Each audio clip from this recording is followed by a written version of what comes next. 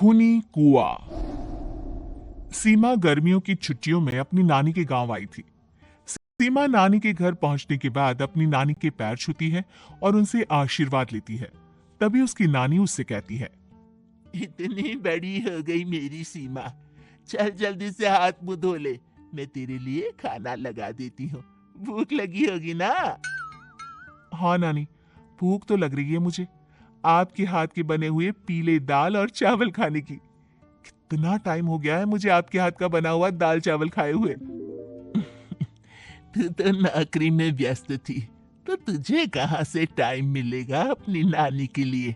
और जब इतने टाइम बाद आई है तो ज्यादा टाइम के लिए रुक कर जाएगी तू। हाँ हाँ हाँ नानी, इस बार पूरे 2 महीने के लिए आई हूँ।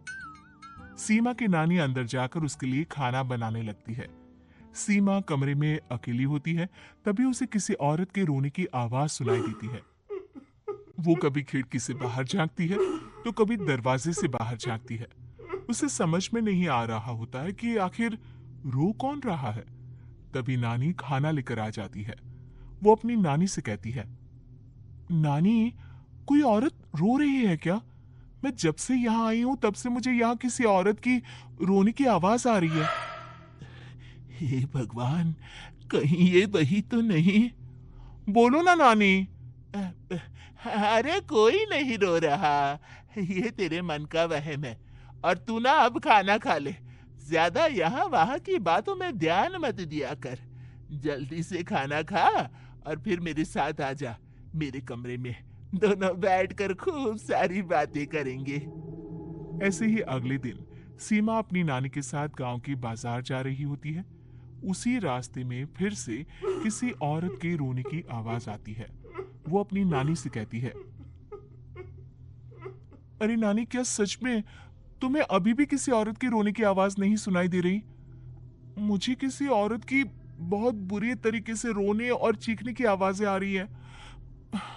मैं बहुत परेशान हूं नानी, आखिर ये कौन है?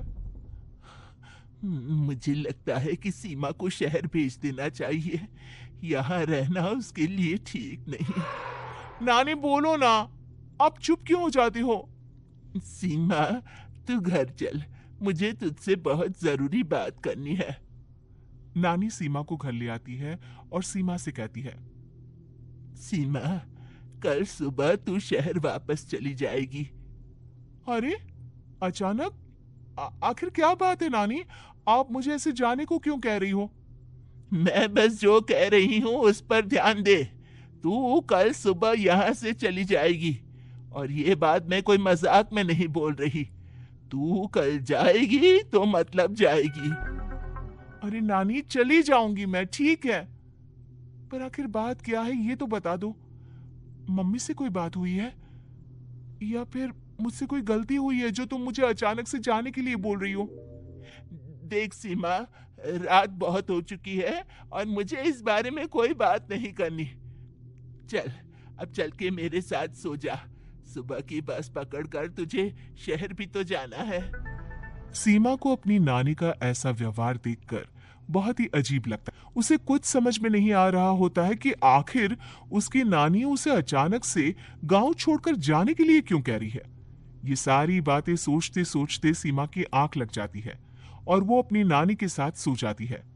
ऐसी ही आधी रात को सीमा को फिर से किसी औरत की रोने की आवाज सुनाई देती है।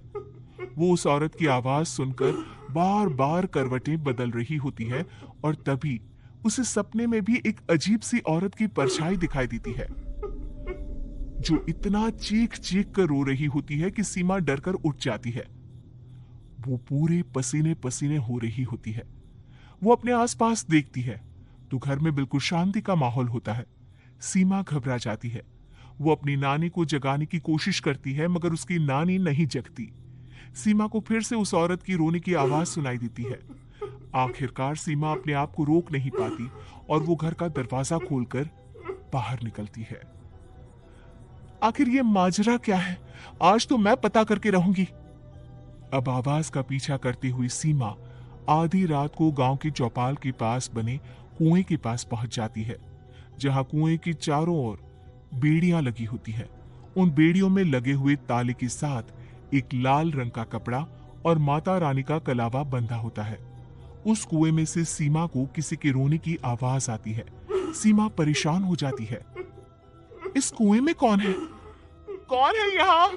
सुनो, कौन है? कौन रो रहा है? वो चिल्ला चिल्ला कर पूछती है और साथ ही लोगों को जगाने की कोशिश करती है, मगर किसी को भी उसकी आवाज सुनाई नहीं देती। अब सीमा खुद उस कुएं के पास की बेड़ियों और तालों को खोलने की कोशिश करती है और किसी तरह कुछ देर की मशक्कत के बाद सीमा उसको खोल भी देती है। और जैसे ही वो कुआं खोलकर उसके अंदर झांकती है, सीमा उस कुएं में गिर जाती है। इतने में उसकी नानी की नींद भी खुल जाती है और सीमा को पास ना देखकर नानी परेशान हो जाती है। नानी घबराकर पूरे घर में उसे ढूंढने की कोशिश करती है, जिसके बाद उसकी नानी और सभी लोग उस खूनी कुएं के पास जाते हैं और सीमा की नानी कुएं के पास खड़ी होती है। सभी गांव वालों और सीमा की नानी को सीमा के चिल्लाने की आवाज आती है, बचाओ, कोई मुझे बचाओ। मेरी बच्ची, हम आ गए, हम तुझे बचा लेंगे। नानी, मुझे यहाँ बहुत डर लग रहा है। यहाँ इंसान की कटी हुई मुंडिया, हाथ, पैर और कंकाल है और खून भी है। नानी, मुझे डर लग रहा है। आप सब मेरी मदद कीजिए, नहीं तो ये खूनी कुआं मेरी बच्ची को भी खा जाएगा। अरे मुझे तो ये समझ में नहीं आ रहा कि आखिर इस खूनी कुएं को खोला किसने। सालों पहले इसको इतनी मुश्किलों के बाद तांत्रिक बाबा ने बंद किया था। अरे पूरा गांव खूनी कुएं के बारे में अच्छे से जानता है, तो कोई भी जानबूझकर तो ऐसा करेगा नहीं। मतलब किसी ने अनजाने में इसे खोल दिया है भैया। सीमा को इस बारे में मालूम नहीं था और जब से वो यहाँ आई थी तभी से उसे किसी औरत के रोने की आवाजें भी सुनाई दे रही थी। कहीं सीमा ने ही तो उसे नहीं खोला। अगर ऐसा है तो फिर सीमा का बचना बहुत मुश्किल है। वहीं कुएं के अंदर सीमा रोते हुए बैठी होती है कि उसे आवाज सुनाई देती है जो कुएं के बाहर खड़े गांव वालों में से किसी को सुनाई नहीं देता। आज सालों के बाद मुझे ताजा खून मिलेगा। तेरा खून पीकर आज मैं अपनी प्यास बुझाऊंगा।